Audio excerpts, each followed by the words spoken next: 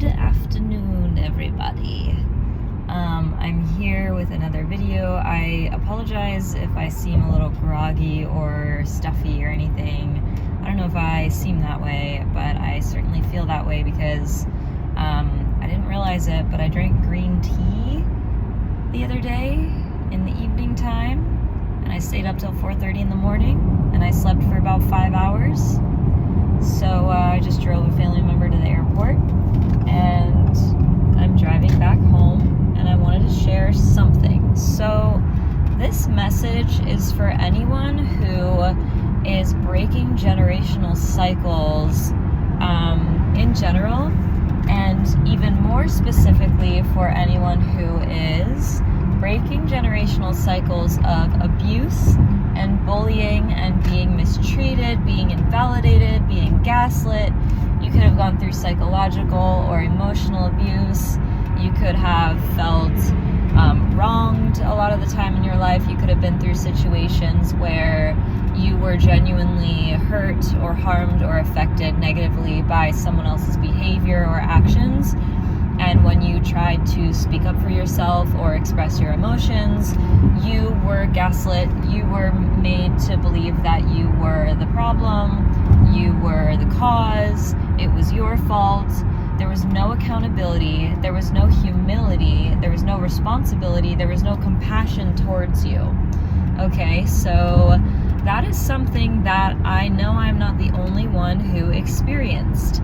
And I also know that in general, like different cultures, like I grew up in the United States, Western minded, whatever. And I find that it's really common in my, American culture, or at least I grew up in it and I saw a lot of it, maybe because of my primary conditioning or, what have you. But yeah, I just noticed a lot of this like repeating quality, this repeating trait of people, again, doing something hurtful, abusive, harmful, or uncomfortable, and then when you express your discomfort or how it affects you, or you have a valid, negative reaction to their behavior, and how it's harming you, but they can't actually be humble and apologize to you or take responsibility, whatever. It's like that arrogance and that like egotistical defensiveness and whatever else. That's something that I encountered a lot in my life, and I kind of have been realizing something that is a cycle that I am here to break. I don't have any children. I don't have any, generations younger than I do. I don't think my siblings are gonna have any children. My sister, I have a sister and a brother. My brother, I don't think he's gonna have kids, and my sister, she passed away from suicide. God bless her. So I was having kind of a moment today where recently I was in a social situation, I'll just say, keep it anonymous, where my faith and my health issues were completely invalidated, and someone just made the most passive and disrespectful comments about genuinely sensitive issues for me. And I put this person in their place, and I spoke up for myself. I didn't let it slide because I'm not okay with being invalidated like that. But one thing I realized is that for so much of my life, I have been carrying the weight of being abused, being mistreated, being invalidated, being misunderstood, being thrown under the bus, whatever. And this traces back through my ancestry. I was, bullied by older people in my family, abused, and we've since reconciled and, done so much healing over this, and they've taken responsibility for themselves, and they've changed because I put up boundaries, and I was literally willing to cut these people off and walk away from them in my life if they didn't show up and respect me and give me what I needed.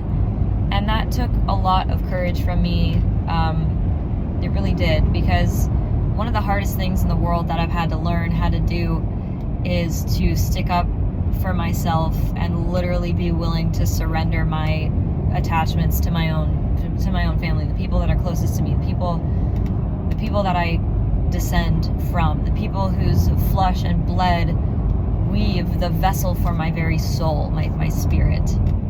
You know, but some people say that the soul drives the body, the body lives in the soul, you know. But, you know, I think that the soul, the energy of the soul gets channeled through the physical body, and the physical body gets to express the soul. It's really a miracle. I get to speak, I get to dance, I get to dress in clothing, I get to make a video, and these are all ways that my physical flesh can express my soul. But anyway, yeah, being willing to cut off, you know, family members, loved ones, romantic people, friends, like whatever, whoever it is, you know, people who are demeaning, people who are abusive. And I understand that not every family comes from a line of, you know, this kind of trauma where there's abuse, there's mistreatment, neglect, fear, whatever.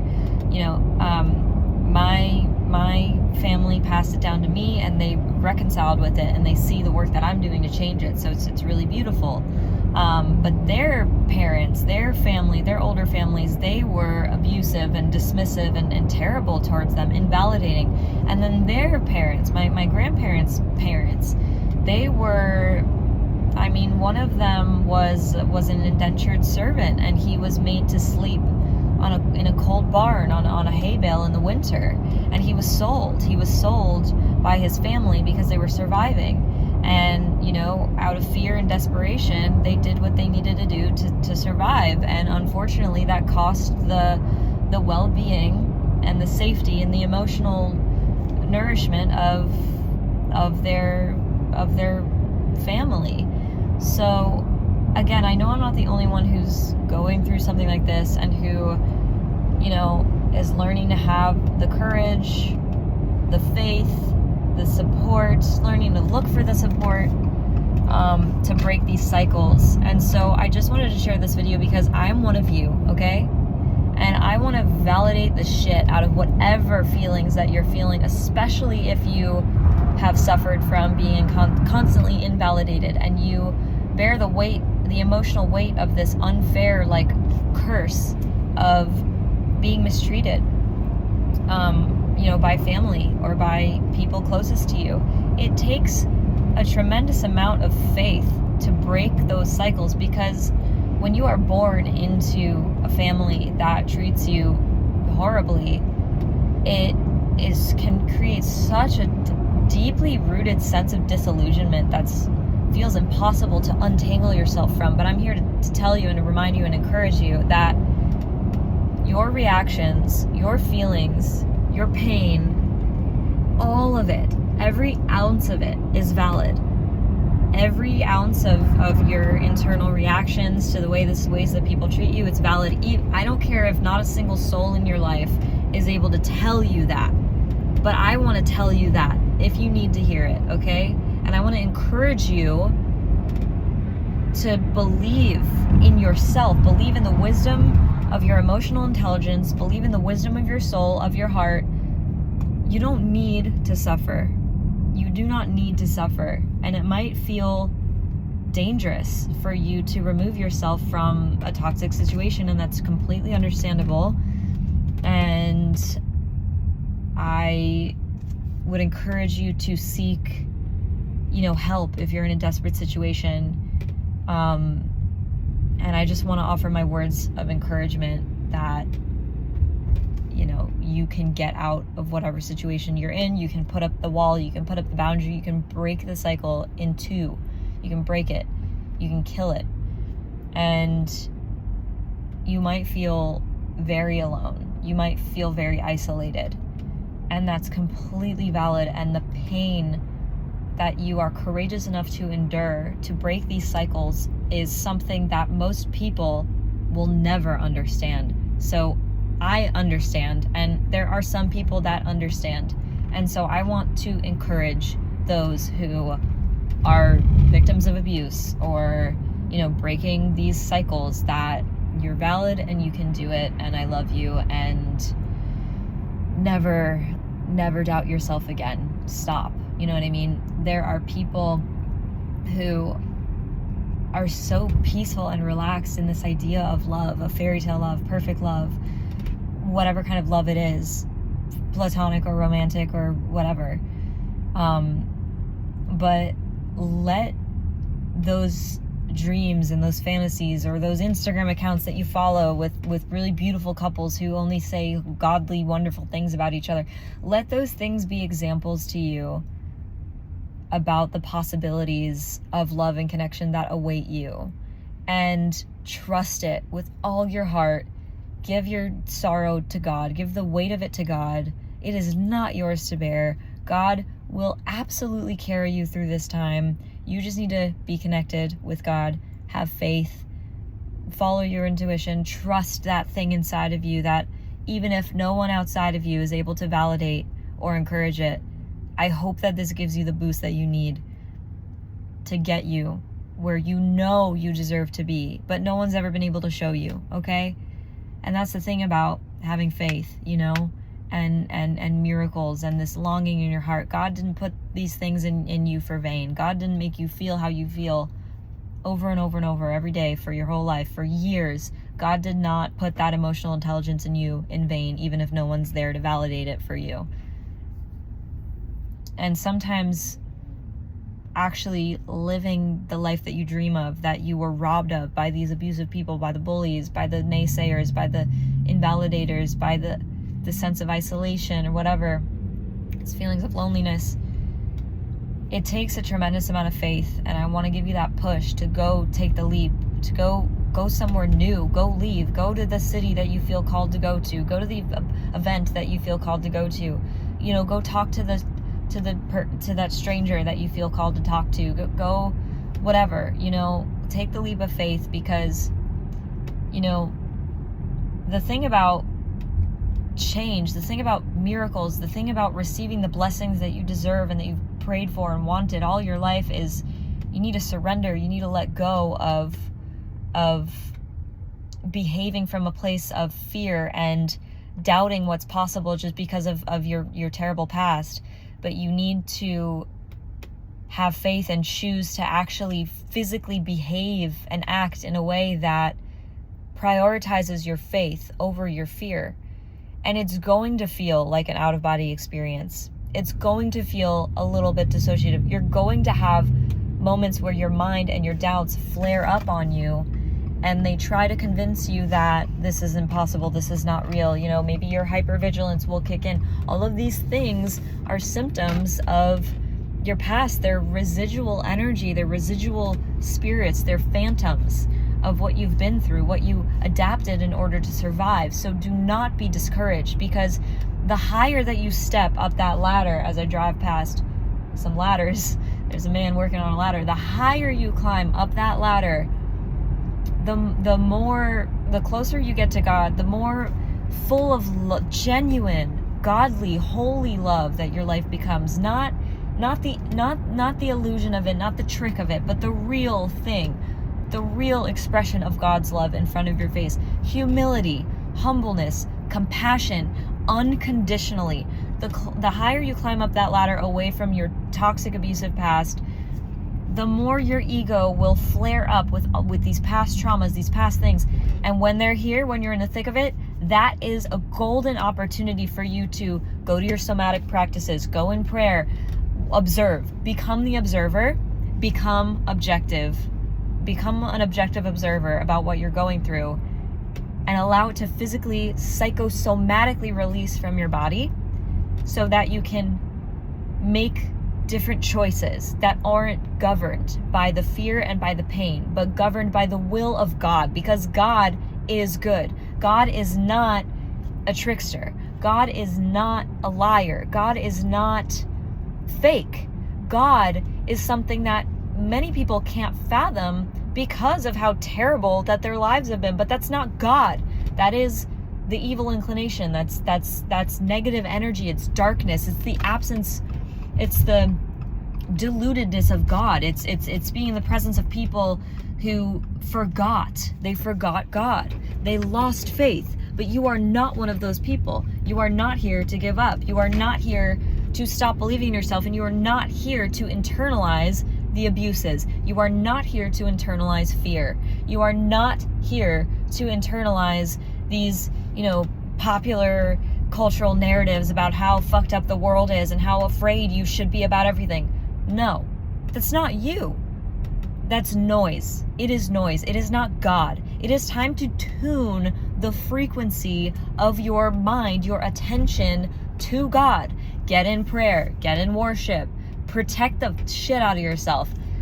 Okay? I know I'm calling a lot of people out, but I do not have energy for that in my life anymore. I don't care if I have to let go of a close loved one or someone that I barely know, but I have a tremendous amount of energy and vitality on earth. We all do. And I know that it is best used in service to God, in service to faith, because what I vibrate in, what the energy that I bathe my spirit in is the energy that I will amplify on earth.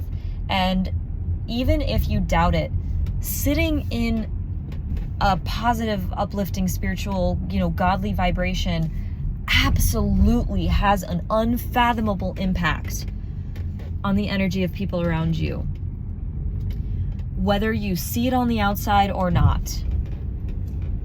But you know that there are so many lies and disillusioned people all around you. There is shit going on in the world. There's always things going on in the world. There's always darkness. There's always negativity. And you can choose to tune your frequency to a frequency of God, or you can get wrapped up in the fear and negativity. And sorry to say, but just because you choose to focus on your spiritual foundations and the quality of love, and you choose to imbibe that more in your life, it does not mean that you're ignorant or not compassionate of the suffering. So people will try to convince you that you are neglectful or that you are ignorant or that you're out of touch. It's happened to me, but it's bullshit. Okay? It is bullshit. It is bullshit. It's bullshit. The most powerful impact that you can have sometimes begins with your own frequency, because when you become a force that emanates uplifting vibrations for humanity, that has a more profound impact than anything else. The vibrations are at the core of everything. It is the frequencies are literally quantum physical fabric that manifests reality. Matter forms around vibration, and matter changes. Forms change around different vibrations based off of the quality of those vibrations. So in order to see that love in your life, even if you've never been able to fathom it before, you need to find it within yourself. And it is real. It's possible. From someone who has survived narcissistic abuse, and even in, institutionalized abuse, I've been able to find compassion for my enemies, for people who have abused me, and of course let them go. Being compassionate does not mean putting up with shit. You can be like a mother bear. You can draw a firm boundary. You can be like fire. Fire is life-giving. Fire cooks the bacteria right out of your water so you can drink it safely. Fire purifies. Fire cooks food. Fire creates warmth in the dead of winter. But if you sit in the fire and you don't respect the fire, fire will kill you. Fire will burn you alive. And, love and vibrate, like all this stuff, it's the same. It's the same. You can choose to seep in a frequency of love, or you can choose to be in fear. And I'm telling this to the people who are devoted to God. I'm not talking to the people who are looking at me and saying all this shit about me, that I'm doing it wrong and that I'm whatever, or that I'm not paying enough attention to what's happening in the world, because honestly, fuck those people. Fuck that idea. Not the people, but fuck the idea. It's bullshit to me, honestly. Okay? I'm talking to the people who already are faithful, because I'm one of you. I'm not one of the other people. I'm not the person who perpetuates negativity. I'm not the person who is going to pass on these abuses and hopelessness to my future children, if God willing I have children. I am not that person, and I will never be that person, no matter how many pessimists, bullies, negative people cross my path. I'm really feeling the fire of purification come into my spirit, because I am ready to let go of that energy. I'm ready to be unashamed in my faith. I'm ready to stand out in my faith. I'm ready to let go of carrying the weight of being insecure about other people who judge me for loving God and for choosing positivity and choosing light and choosing to literally create my reality how I fantasize about it.